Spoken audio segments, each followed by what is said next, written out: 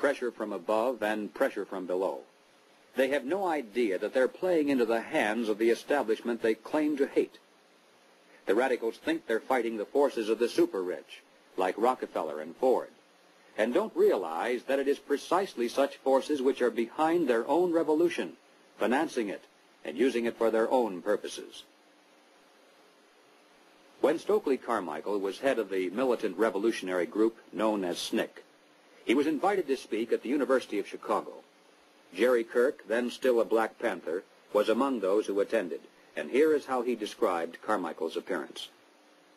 Mr. Carmichael was obviously in the middle of something rather important, which made him more nervous and more tense than in the past.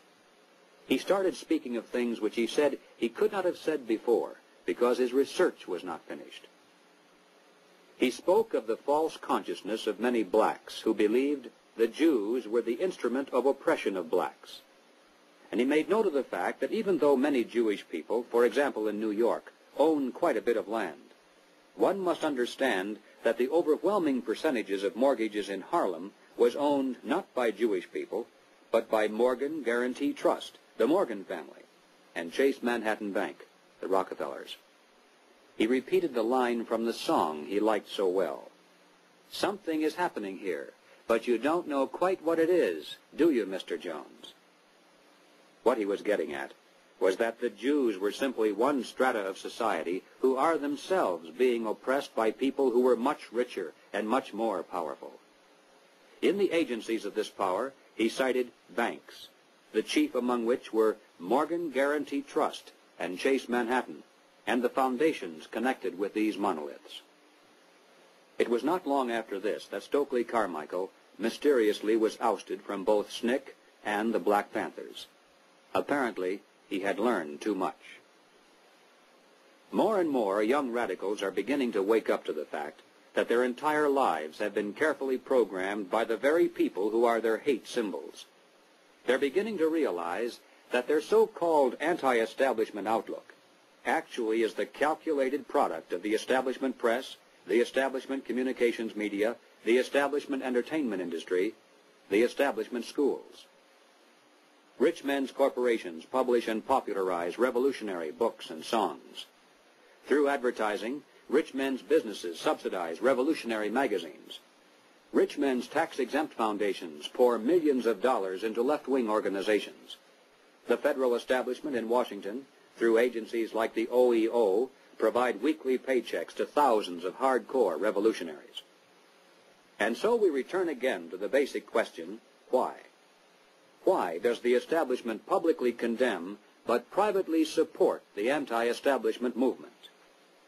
Former communist Jerry Kirk answers, "The idea is to create a situation where the people are so frightened of the violence all around them that they will throw their hands up in the air and demand, 'Federal government, do something.' And the only choice open will be martial law. The communists, black militants, and revolutionaries will never succeed in overthrowing the government of the United States. But unless they are stopped, they will scare the American people into accepting socialism from Washington and statist rule by the insiders of the establishment. This is what it is really all about." In Bavaria, the year 1786, acting on a tip from an informer, police raided the home of a prominent attorney named von Zwack. They seized documents and letters revealing that he was a high-ranking member of an extensive conspiracy called the Order of the Illuminati. Over the centuries, forms of the word Illuminati, meaning the enlightened ones, have been used by many secret sects and occult organizations. Most prominent among these were the Alumbrados of Spain, the Gueronnais of France, and the Roshania of Afghanistan. But these were concerned primarily with psychological and spiritual objectives, a proclaimed inner wisdom and mind mastery of the secrets of the universe. The conspiracy exposed in Bavaria was of an entirely different order. The Illuminati was founded on May 1st, 1776, by Adam Weishaupt, a professor at Ingolstadt University. Weishaupt obviously had been a serious student of the occult, for many of its bizarre features and symbols were incorporated into his organization. Weishaupt had been active in the Masonic lodges of Germany, and found in them the perfect vehicle for recruiting into his secret order, which he described publicly as the highest level of Freemasonry. The Illuminati was formally incorporated into the Masonic lodges at the Congress of Wilhelmsbad in 1780. It should be noted that Freemasonry in England and America historically is quite different. Its members are characterized by the highest standards of integrity. Nevertheless, it is a fact that from 1780 on, the Illuminati did flourish as a parasite on the highest levels of the Masonic movement in Europe, especially the Grand Orient Lodges of France. There were 8 conspiratorial rings within rings, advancing from the outermost novice inward to Rex, or king. The king, of course, was Weishaupt himself, who had adopted the code name Spartacus. Those in the outer rings were told that the grand purpose of the order was to make of the human race, without any distinction of nation, condition, or profession, one good and happy family. But by the time the member had advanced to the level of presbyter, or priest, his oath of absolute secrecy and obedience had become deadly serious. Only then was he allowed finally to see the ultimate goal of the order. It was the destruction of all religion, replaced by the worship of reason, or humanism, and the destruction of all independent governments, replaced by a new world order, a world government ruled from behind the scenes by the illuminated ones. Needless to say, most members were never allowed to see these goals. In the words of Adam Weishaupt himself, "These good folks swell our numbers and fill our money box. Set yourselves to work. These gentlemen must be made to nibble at the bait. But this sort of people must always be made to believe that the grade they have reached is the last." The public record of the Illuminati is quite thin, but it does show that before it was exposed briefly in 1786, it had already enjoyed immense success in attracting into its outer rings some of the most prominent men of Europe. Its roster included important names in both government and finance. It was the most important single force behind the French Revolution. Some years later, an obscure intellectual by the name of Karl Marx joined a conspiratorial circle called the League of the Just. Shortly afterward, this group reformed into still another organization called the Communist League, and in 1847 they commissioned Marx to write their policy statement for the public. It was called the Communist Manifesto.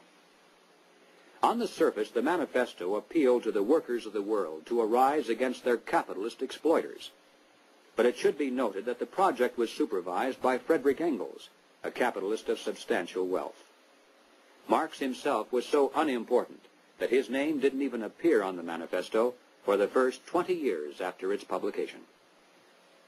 In 1920, just 3 years after the Bolsheviks seized Russia, Winston Churchill declared, "From the days of Spartacus Weishaupt to those of Karl Marx, to those of Trotsky, Bela Kun, Rosa Luxemburg, and Emma Goldman, this worldwide conspiracy has been the mainspring of every subversive movement during the 19th century, and now at last has gripped the Russian people by the hair of their heads." Each year, May 1st is celebrated by communists world over as a day of international solidarity. As mentioned previously, the Illuminati also was founded on May 1st. Undoubtedly, this is merely a coincidence. The symbol of the all-seeing eye is closely associated with the Illuminati. Like many other features of this conspiracy, apparently it was taken by Adam Weishaupt from the occult symbolism of ancient history. It appears today among the symbols of the Rosicrucians, the Freemasons, and many others around the world, including the Cao Dai in South Vietnam.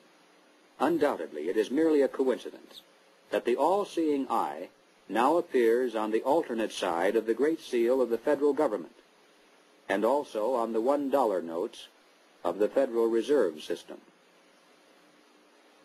At the bottom of the seal, in Roman numerals, there is the date 1776. This, of course, is the year of American independence. Undoubtedly, it is merely a coincidence that it is also the year of the founding of the Illuminati. But then, perhaps, none of this is mere